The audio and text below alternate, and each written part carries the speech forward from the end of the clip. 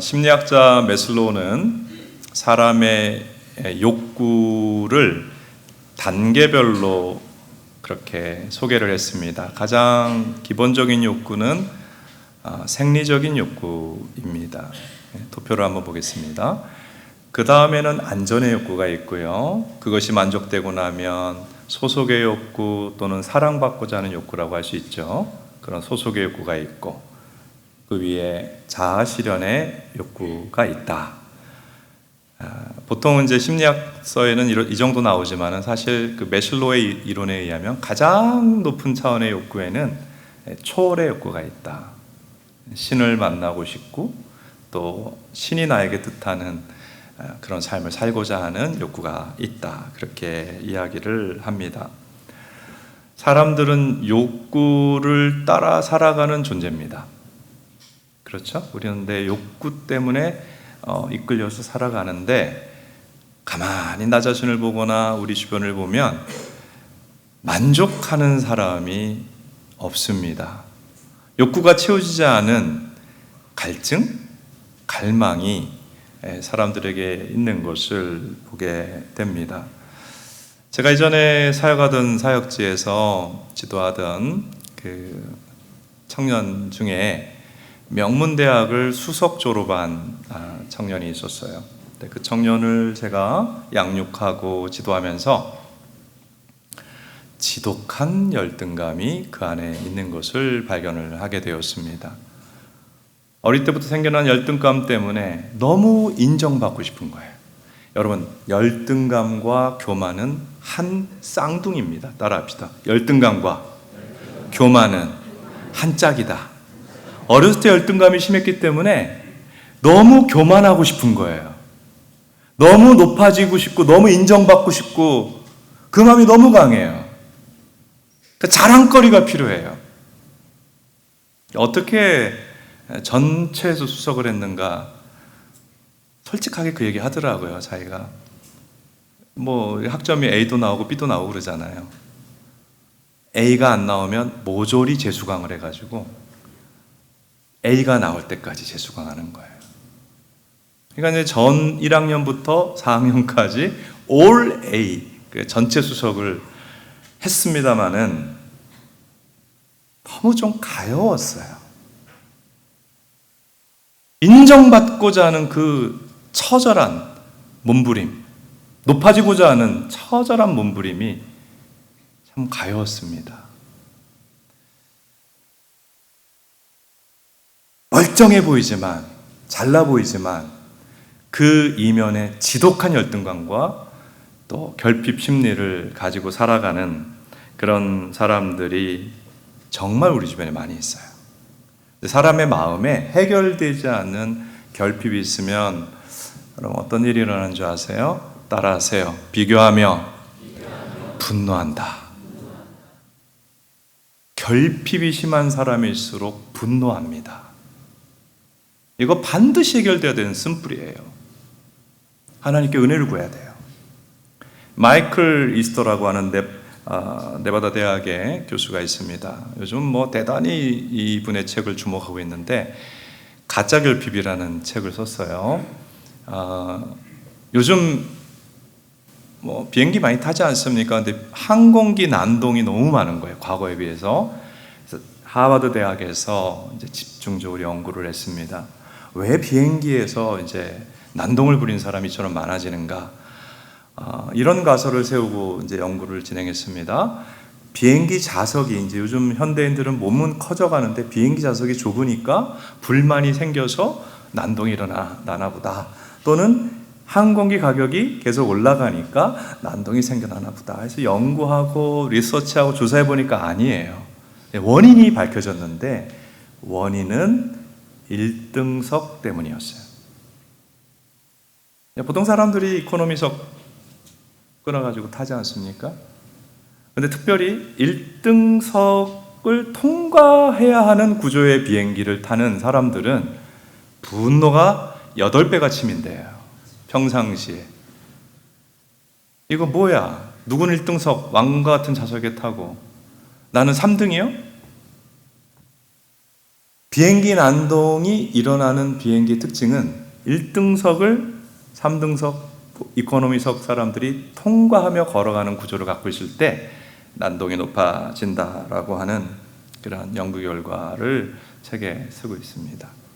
자, 뭔가 결핍되어 있는 사람들은 비교하며 분노합니다.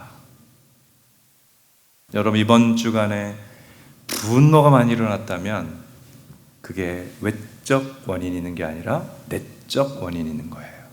또 이 결핍 심리가 있는 사람은 계속 걱정하고 불안해합니다. 계속 걱정하고 불안해. 앞날을 불안해요. 또 이 결핍 심리가 있는 사람은 부정적이에요. 마음이 어두워요. 같은 것도 좋게 안 봐요. 그래서 불행합니다. 결핍이 나의 불행을 만드는 거지 환경이 불행을 만드는 게 아니에요. 결핍 심리가 불행을 만든다는 뜻입니다. 그리고 이 마이클 이스터의 교수의 책을 보면 그 앞부분에 어떻게 사람들은 돈을 벌기 위해서 중독을 일으키는가, 특히 게임 산업, 카지노 산업 이런 거 중독되게 해야 되잖아요. 그러니까 결핍 심리를 만든다는 거예요. 결핍은 중독에 이르게 하고 또 범죄에 이르게 한다 하는 것이 학자들의 이야기입니다. 자, 우리 마음에 결핍이 있다면 이 쓴뿌리 오늘 하나님께서 해결해 주시는 은혜 주시기를 바랍니다. 오늘 본문의 요한복음 2장의 말씀은 너무나 귀한 말씀이에요. 어떻게 우리가 결핍에 시달리는 중에 그것에서 벗어날 수 있는지를 오늘 말씀이 우리에게 알려줍니다. 우리 제목이 뭐죠? 설교 제목이 결핍에서 충만으로. 오늘 이 은혜가 우리 모두에게 하나님으로부터 덧입혀지기를 축복합니다. 본문의 메시지 첫째, 사람의 노력으로는 결핍 심리를 벗어날 수 없다. 오늘 본문의 배경은 예수님과 예수님의 어머니가 결혼식에 참여했어요. 갈릴리 가나라고 하는 지역에서 이루어진 결혼식인데 이 초대를 받아갔는데 초대한 사람이 예수님의 친척으로 보여집니다. 신랑이 아마 마리아와 가까운 친인척 관계였던 것으로 보여집니다. 아, 결혼식 얼마나 좋아요. 우리가 참거하는 것 중에 제일 또 좀 빛나고 기쁜 자리가 결혼식 아닙니까? 이 행복해야 되는 자리에 꽝 하고 큰 문제가 생겼어요. 뭐죠? 포도주가 떨어진 거예요.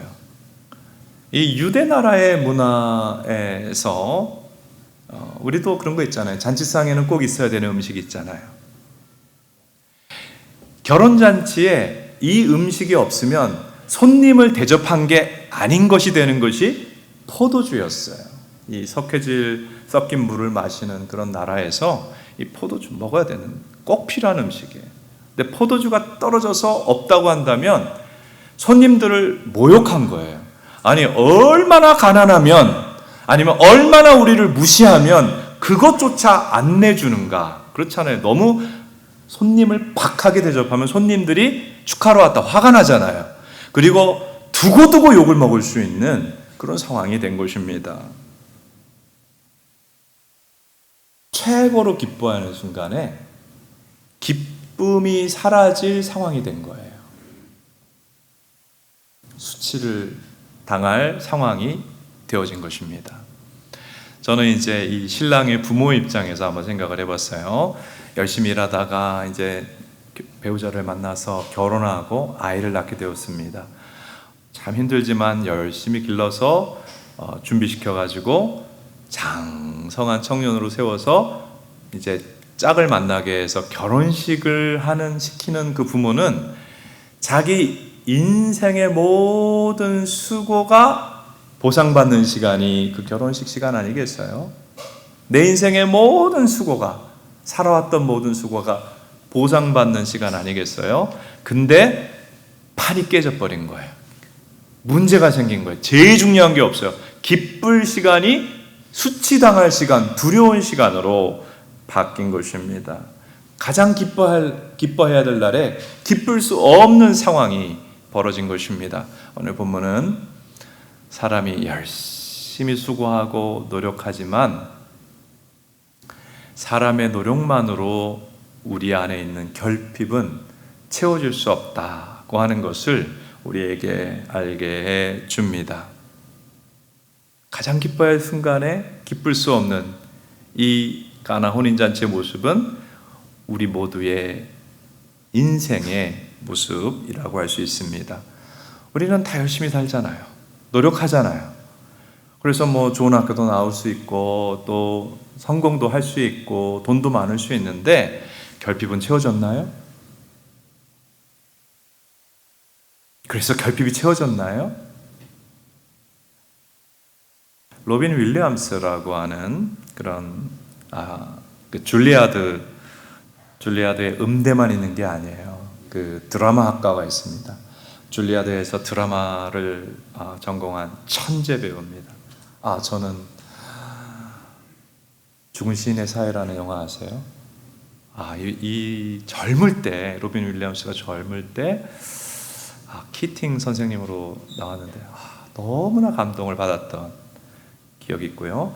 이 사람이 얼마나 대단한 명배우인가 하면은 아카데미, 그 다음에 에이미, 그레이미, 골든글러브 모든 상을 다 받은 전 세계 몇 손가락 안에 드는 최고의 배우예요. 최고로 유명하고 최고로 성공했고 최고로 부유해요.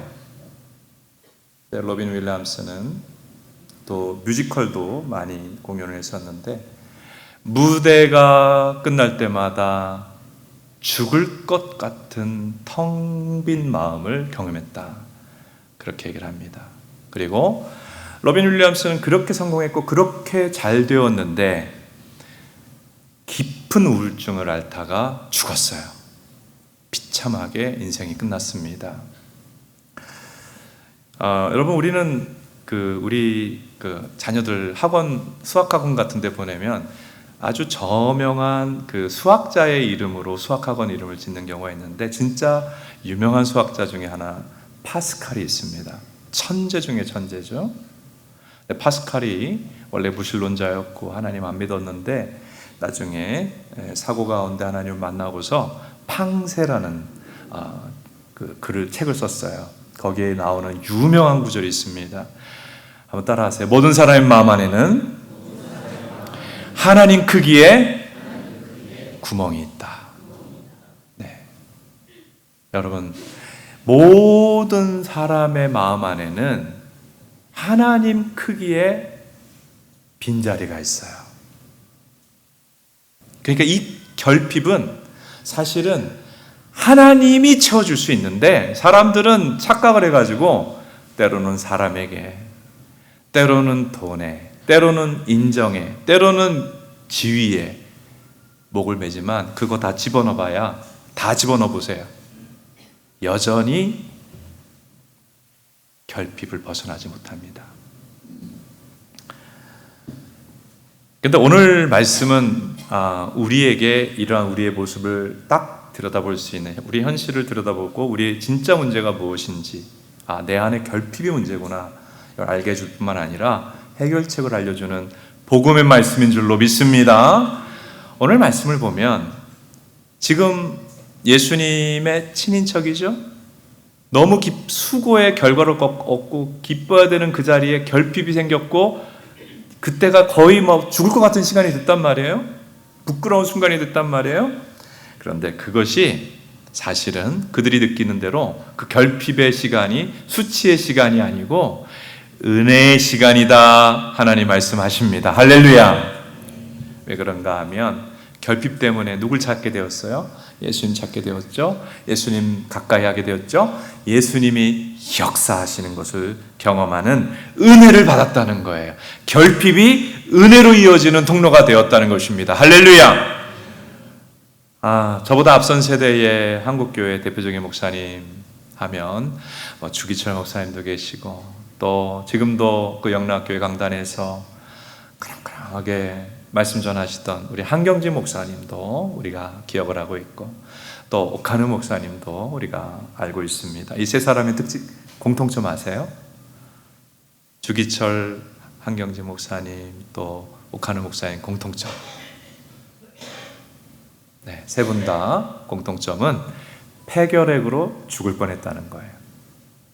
그것이 가난 때문이었든 아니면 그분들의 신체적인 약함 때문이었든 그분들은 그것 때문에 죽을 뻔했는데 놀랍게도 제가 그분들의 말씀을 듣고 그분 주기철 목사님 만난 적 없지만 한 목사님이나 또 옥 목사님을 만나면서 그것 때문에 하나님 간절히 찾게 되었고 하나님 만나게 되었고 말할 수 없는 은혜를 받았다는 거예요.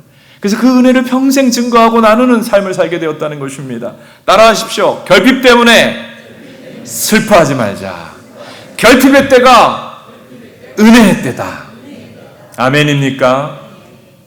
여러분, 우리가 믿는 하나님은 어떤 하나님인지 성경이 말씀합니다. 로마서 4장 17절입니다. 같이 읽습니다. 그가 믿은 바 하나님은 죽은 자를 살리시며 없는 것을 있는 것으로 부르시는 이시니라. 여러분, 우리 하나님은 어떤 분이시냐? 하나님 우리에게 알려주십니다. 없는 것을 있게 한다. 여러분, 우리는 사실 모두 다 크고 작게 결핍을 갖고 있어요. 슬퍼할 필요가 없습니다. 우리 여호와 하나님을 만나시기를 바랍니다. 지혜가 모자라면 하나님이 지혜를 주실 것입니다. 건강이 모자라면 건강을 주실 것입니다. 능력이 모자라면 능력을 주실 것입니다. 우리 하나님을 만나는 사람은 없는 것을 있게 하시는 하나님의 은혜를 경험하게 될 줄로 믿습니다. 결핍으로 인해 좌절하거나 부끄러워하지 말고 결핍으로 인하여 하나님 앞에 간절히 나가는 우리 모두가 될 수 있기를 바랍니다. 두 번째, 예수님이 개입하시면 결핍이 충만으로 바뀐다 하는 것입니다. 3절을 보니까 예수님의 어머니가 가까운 친인척이 지금 결혼식장에서 큰 낭패, 큰 수치를 당하게 되었잖아요. 포도주가 없다니 이거는 손님들을 화나게 하고 집안의 수치를 당할 일이란 말이에요. 예수님께 얘기합니다. 포도주가 없는데 도와주면 안 되겠느냐. 근데 예수님이 이상한 대답을 하세요. 여자여, 나와 무슨 상관이 있나이까. 여러분, 성경 읽다가 예수님은 왜 어머니한테 여자여라고 할까? 이해가 안 되고 좀 살짝 시험도 들기도 하고 그런 분이 계실 수 있어요. 제가 사실은 이제 한 구절 한 구절 설명할 수 있지만 시간상 그렇게는 못하고 요거는 설명드릴게요. 왜 여자여라고 불렀을까요? 엄마인데. 지금 예수님의 어머니는 예수님을 아들로 대합니까? 메시아로 대합니까? 아들이라면 야, 여기 돈 있으니까 포도주 사와라 그랬어야 되잖아요. 포도주 없는데 도와달라는 건 뭐예요? 메시아로 대하고 구주로 대하고 있어요. 그러니까 예수님도 마리아에게 메시아와 구주로서 대답을 하고 있는 것이지요. 예수님은 마리아의 요청에 그렇게 하겠다고 합니까? 거절했습니까? 거절했어요. 그런데 놀라운 거는 저는 5절이라고 봐요. 저는 이 본문을 읽으면서 5절에 얼마나 은혜 받았는지 몰라. 우리 같이 한번 5절을 읽어보겠습니다. 같이 읽습니다. 그의 어머니가 하인들에게 이르되 너희에게 무슨 말씀을 하시든지 그대로 하라 하니라.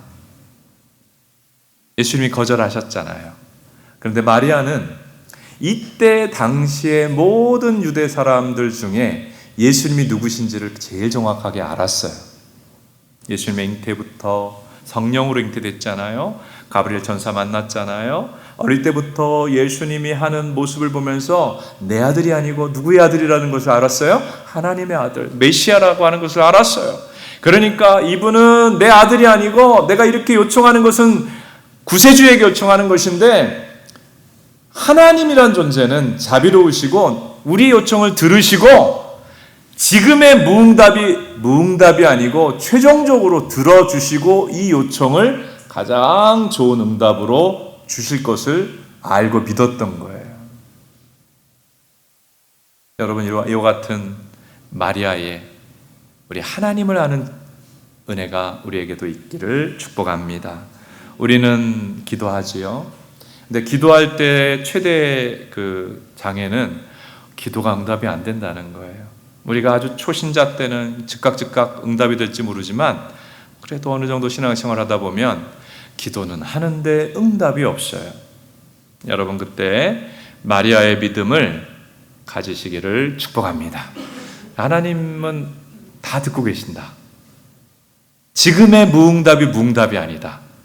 반드시 좋은 것으로 응답해 주신다. 여러분, 이 믿음으로 기도하는 하나님의 백성들 되시기를 축복합니다. 실제로 예수님께서 바로 응답해서 포도주를 만들어 주지는 않았지만 우리 10절을 보세요. 조금 지체된 응답인데 말하는 사람마다 먼저 좋은 포도주, 그래서 좋은 포도주를 만들어 주셨어요. 좋은 포도주를 만들어 주셨던데 여기에 좋은 포도주라는 좋은이라는 형용사는 헬라어로 칼로스입니다. 한번 따라해 봅시다. 칼로스.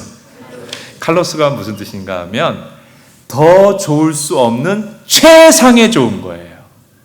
가장 좋은 것, 더 이상 좋을 수 없는 가장 좋은 것을 칼로스라고 합니다. 여러분, 예수님의 처음에 무응답하신 것은 더 이상 좋을 수 없는 칼로스의 것을 주시려고, 더 이상 좋을 수 없는 가장 좋은 것을 주기 위하여 기다리게 하신 것이었어요. 여러분, 지금 기도가 응답이 안 돼도 주님께서는 내가 기도한 것보다 더 좋은 응답으로 주시고자 준비하고 계심을 믿으시기를 바랍니다. 여러분, 우리에게 최고의 것은 지금 아직 오지 않았어요. 더 좋은 것이 우리 앞에 하나님께서 선물로 예비하고 계심을 믿으시기 바랍니다. 6절에 보면 예수님이 응답하세요. 마리아의 믿음이 맞았어요. 여러분, 하나님을 알고 기도하고 알고 믿어야 돼요. 모르고 믿으면 믿음이 방황하게 됩니다. 마리아가 예수님을 정확히 알고 있었어요. 예수님 응답하실 것이다. 예수님이 하인들에게 자, 저기 문 앞에 있는 큰 항아리 거기에 물을 가득 그 아귀까지 채우라고 했습니다. 이 항아리 사진 한번 봅니다. 이 항아리는 유대나라는 건조한 나라잖아요. 이때 당시 사람들이 이제 길을 걸어서 주로 이동하는데 그러다 보면 온통 먼지를 뒤집어 쓰잖아요. 그러면 손으로 음식을 집어 먹어야 되는데 손을 씻지 않고 발을 씻지 않으면 병에 걸릴 수밖에 없어요. 그래서 유대나라의 전통에 의하면 들어가는데 저 물 항아리에 물을 담아놓고 이제 손발을 깨끗이 씻고 들어갔는데 정결 예식에 쓰는 그런 물 항아리입니다. 저 항아리가 얼마나 클 것 같아요?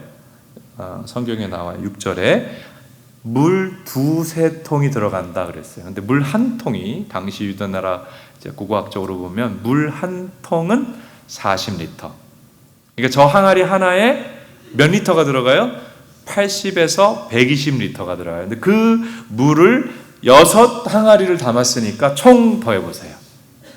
최소 500리터에서 720리터, 거의 0.5톤에서 0.7톤이 넘는 엄청난 양의 물을 하인들이 땀을 뻘뻘 흘리면서 담아놓은 거예요. 그게 뭐가 됐어요? 여러분, 예수님이 물로 포도주 만드셨다니까 그냥 몇 병 만드셨다고 생각하기 쉬운데 사실 신랑 측의 고민은 이 지금 결혼식의 기쁨이 깨진 거는 포도주가 그냥 몇 통, 몇 병 없어서 괴로운 건데 예수님은 포도주를 얼마나 만들어 주셨어요? 거의 700리터 가까이 충만하게 만들어 주셨습니다. 할렐루야! 여러분, 오늘 말씀이 우리에게 알려주는 하나님 메시지는 예수님 우리의 결핍을 충만으로 바꿔주신다. 그냥 한 항아리 주실 수 있잖아요. 그런데 얼만큼 해주셨다고요? 720, 거의 막 1통 가깝게 포도주를 만들어 주셨어요. 이게 하나님 마음이에요. 이게 하나님 은혜의 특징이에요. 우리는 결핍하지만 하나님은 충만으로 바꿔주시는 분임을 믿으시기를 바랍니다.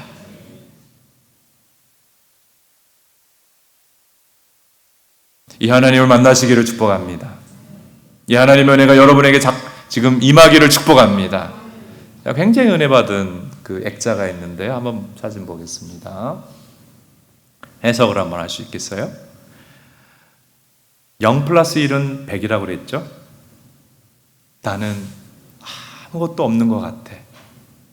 열심히 살았는데 빈금으로 인생인 것 같아. 아직도 나는 결핍되어 있어.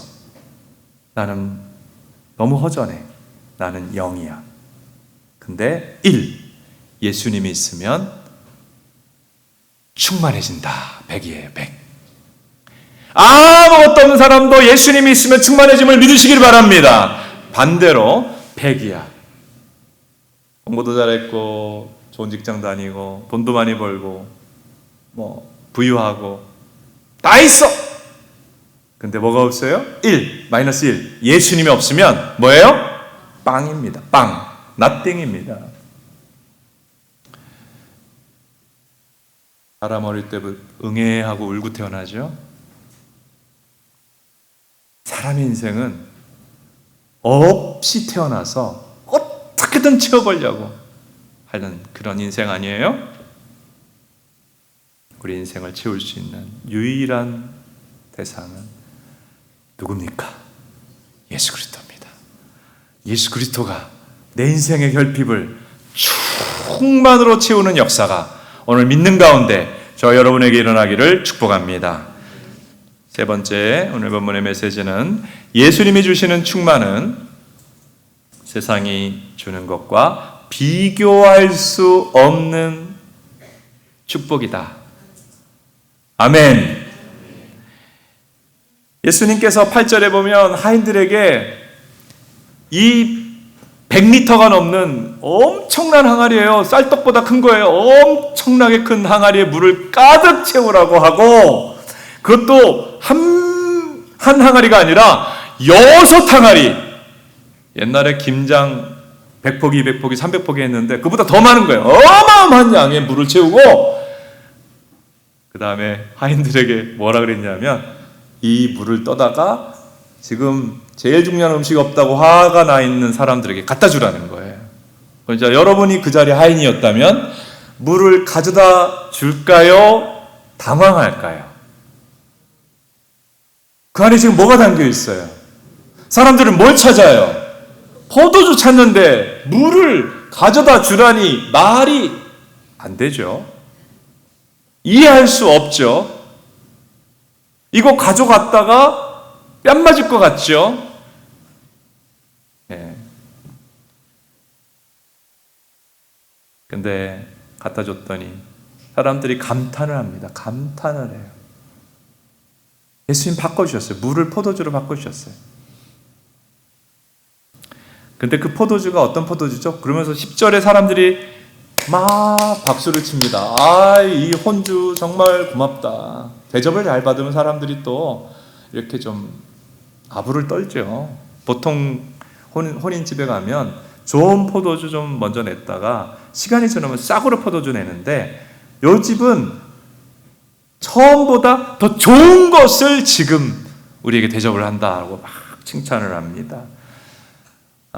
사실 이 본문의 말씀을 묵상해 보면 우리 하나님의 모습이 드러나요. 우리 하나님의 모습은 좋은 걸 처음에 주고 나중에 나쁜 거 주는 분이 아니라 처음에도 좋은 거 주는데 가면 갈수록 더 좋은 것을 주시는 하나님이심을 믿으시기를 바랍니다. 요한복음 7장에 보면 지금 2장부터 시작해서 7가지 표적과 기적이 나옵니다. 근데 이게 가면 갈수록 놀라워요. 처음에 물로 포도주 만드는 기적이었어요. 그 다음에 병든 왕의 신하의 하인을 고치는, 병을 치료하는 기적, 중풍병자를 치료하는 기적, 오병이어의 기적, 눈먼 사람을 치료하는 기적, 무리를 걸으시는 기적, 그 다음에 죽었던 나사로를 살리시는, 이게 절정을, 클라이막스를 7번째 기적에서 꽉꽉 하고 클라이막스를 보여줍니다. 이게 뭘 얘기하느냐 하면, 따라하십시다. 예수님 우리에게 주시는 은혜는 가면 갈수록 좋은 은혜이다. 여러분, 가면 갈수록 신앙생활하면서 좋은 은혜를 경험하는 주인공들 되시기를 축복합니다. 여러분, 예수님을 믿을수록 좋아요? 어떠세요? 시간을 그분과 함께 지낼수록, 은혜를 받을수록 더 좋은 은혜를 받습니까? 예수님이 우리에게 주시는 가면 갈수록 좋은 은혜라고 하는 것은 관계의 축복입니다. 가나의 혼인잔치는 이제 우리 관계, 특히 가족 관계, 특별히 부부 관계. 여러분, 사람의 행복은 돈에 있지 않고 지위에 있지 않고 좋은 관계에 있습니다. 아멘. 근데 하나님께서는 이 세상에 가정을 이루고 부부를 이루고 부모자녀를 이루고 사는 가정들을 보면 우리가 봐도 알잖아요. 제일 필요한, 그 가정에 제일 필요한 기쁨이 없어요. 처음에는 에로스의 사랑으로 시작해가지고 이렇게 결혼을 하지만은 에로스의 사랑은 곧 떨어져 나가잖아요. 곧 끝나잖아요. 그러니까 부부 사이에 사랑도 없고 기쁨도 없어요. 상처밖에 없어요. 내가 과거에 저 사람 사랑했었나? 이런 방황을 해요. 미쳤나? 내가 결혼했나? 왜? 사랑을 했던 건가? 이런 방황을 하잖아요. 사랑이 없고 기쁨이 없어요. 부모 자녀 관계도 마찬가지예요. 사춘기가 되면서 아이들이 어느새 엄마 아빠를 심리적으로 떠나버리잖아요. 근데 포도주가 빠진 혼인잔치 같은 그런 가정, 부부 사이에, 부모 자녀 사이에 예수님을 모시면 주님이 회복시켜 주십니다. 부부 사이를 회복시켜 주시고 부모 자녀 사이를 회복시켜 주시고 마음 아픈 가정을 천국 가정으로 바꿔주신다. 이것이 가나 혼인잔치 기적의 메시지입니다. 너희들의 가장 행복을 누릴 가까운 가족 관계를 회복시켜 준다. 누가? 예수 그리스도께서. 이와 같은 은혜가 있기를 축복합니다. 그리고 이 가나 혼인잔치의 사건은, 표적이라는 것은 하나의 사인이라는 거예요. 우리에게 깨닫게 하는 사인물이에요. 사인. 우리 관계에서 제일 중요한 관계는 하나님과의 관계입니다. 아멘 하셔야 되는데,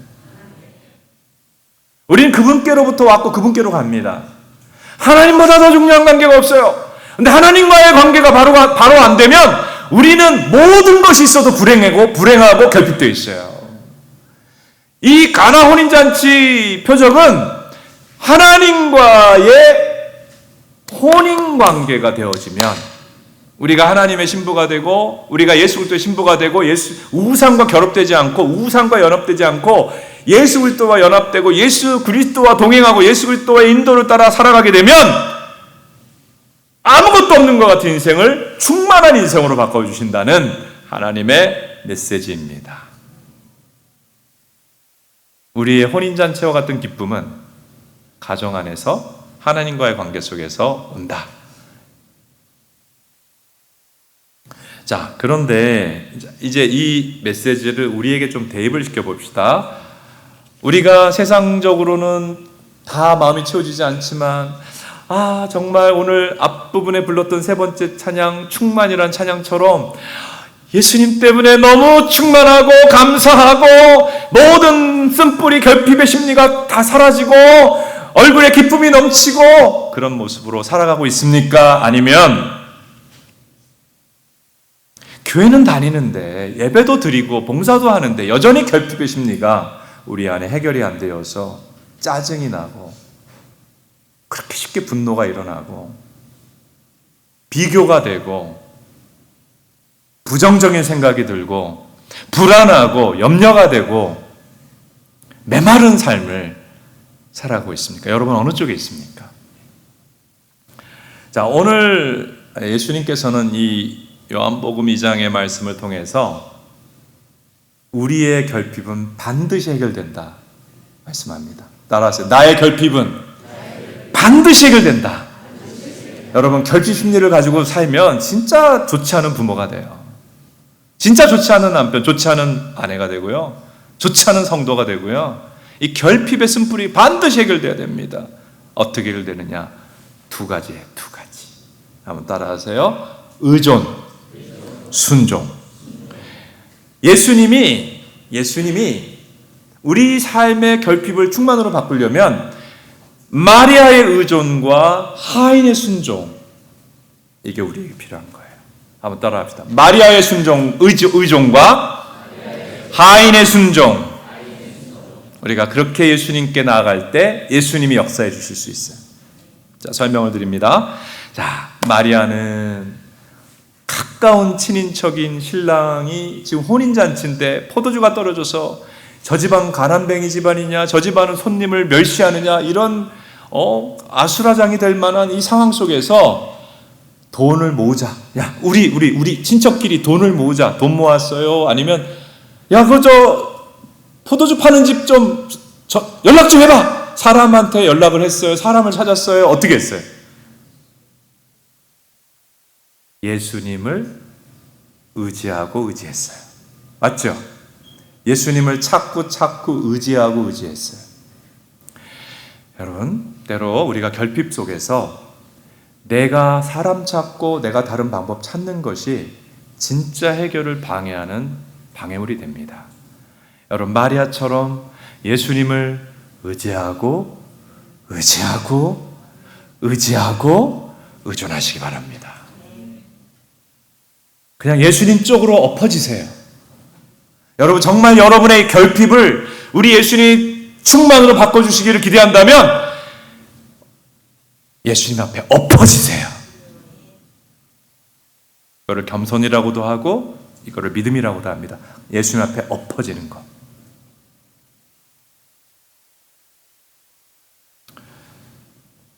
이게 마리아의 의지고요, 의존이고, 그 다음에 하인들의 순종은 뭐예요? 앞부분에 얘기 드렸잖아요. 지금까지 땀 뻘뻘 흘리면서 우물에서 물 길러갖고 거의 1통 가까이 항아리에 물을 채웠어요. 근데 예수님이 뭐라 그래요? 그 물을 와인 찾고 있는 사람들한테 갖다 주라. 하시겠어요? 안 하시겠어요? 할 수 있어요? 못 하겠어요? 그러니까 예수님, 우리 하나님을 보면 생각 자체가 우리하고 완전히 달라요. 그러니까 우리의 믿음의 장애는 우리의 죄에 물든 이성, 내 생각, 내 감정이 우리 신앙에 얼마나 방해가 되는지 몰라요. 하인들은 놀랍게도 그 물을 떠서 어떻게 했죠? 포도주 찾는 사람들에게 갖다 줬어요. 저는 이 말씀 오늘 묵상하면서 과연 예수님이 물로 포도주를 만들었다는 거 우리 다 알잖아요. 근데 처음에 물이었잖아요. 근데 어느 시점에서 포도주가 됐을까요? 1. 항아리에 다 담고 꽉 차는 순간 포도주가 됐다. 2. 가지고 가는 순간 포도주가 됐다. 3. 먹으려고 입에 넣었는데, 여기까지 물이었는데 넣었는데 포도주가 됐다. 여러 가지 해석이 있어요. 여러 가지 해석이. 물 다 채웠더니 포도주가 됐다고 생각할 수도 있는데, 저는 오늘 본문을 많이 읽었겠죠? 많이 읽었겠죠? 읽어보면서 하나님은 인간의 순종을 통해 역사하시더라고요. 그러니까 순종이 담기지 않은, 순종이 아직 없었던 그 믿음의 순종이죠. 그냥 순종이 아니라 물 담는 거는 믿음 없이 순종하는 거고, 믿음의 순종은 떠서 가져가는 거잖아요. 저는 어떻게 해서 가느냐 하면, 나중에 천국 가면 물어봐야 되지만, 떠서 가져갈 때 그 그릇 속에서 변화됐다고 저는 그렇게 생각이 되어졌어요. 여러분, 기적은 언제 일어납니까? 자, 여러분이 그냥 예배 나오면 기적이 일어나요? 우리가 결핍을 갖고 왔어요. 정말 우울해요. 죽을 것 같은 우울함이 있어요. 몸이 아파요. 그리고 영적으로 너무 메말라요. 지금 막 은혜가 너무 목마르고 메말라요. 큰 문제를 만났어요. 질병을 만났어요. 그냥 이렇게 쫄래쫄래 신앙생활하면 기적이 일어나요? 따라하세요. 기적은 순종을 통해 나에게 임한다. 여러분, 순종할 때 결핍이 충만으로 바뀌는 것이죠. 여러분, 무엇을 순종하라고 하나님 말씀하실까요? 여러분, 각자에게 지금 하나님이 나름대로 너의 인생에 쓴뿌리가 뽑히고 기쁨도 누리고 충만도 누리려면 너가 순종해야 할 것은 이것이다 라고 말씀하는 분이 각자 있을 거예요. 근데 대표적으로 하나님 백성에게 결핍을 갖고 있는 하나님 백성들에게 하나님 순종하라고 하는 것은 마태복음 7장 7절 8절입니다. 같이 한번 읽어봅니다. 구하라 그리하면 너희에게 주실 것이요 찾으라 그리하면 찾아낼 것이요 문을 두드리라 그리하면 너희에게 열릴 것이니 구하는 이마다 받을 것이요 찾는 이는 찾아낼 것이요 두드리는 이에게는 열릴 것이니라. 예수님께서 결핍을 너희가 느낄 때는 구하고 찾고 문을 두드리라, 기도하라, 응답이 올 때까지 기도하라. 여러분, 기도하라는 주님의 메시지 오늘 반응하며 연약한 기도의 무릎을 다시 한번 회복하고 기도의 자리에 나아가는 순종을 하면 결핍이 충만으로 바뀌는 역사가 임할 줄로 믿습니다. 그리고 잠언 8장 17절도 우리가 주님 뭘 순종하라고 하는지를 알 수 있는데 같이 있습니다. 나를 사랑하는 자들이 나의 사랑을 입으며 나를 간절히 찾는 자가 나를 만날 것이니라. 간절히 찾는 것을 예배죠. 여러분, 간절함으로, 여러분 밋밋함, 냉랭함, 뻘꿀함으로 예배하는 것이 아니라 정말 간절함으로. 제가 다이아 반지 세수하다가 세면대 밑에 떨어뜨린 여자 집사님 얘기했죠. 세면대 뜯어서 안 나와가지고 그 밑을 팠다 그랬죠. 배관을. 그게 간절함이에요. 여러분, 우리 예배가 일주일에 한 번 드리면 그런 간절함이 생겨요.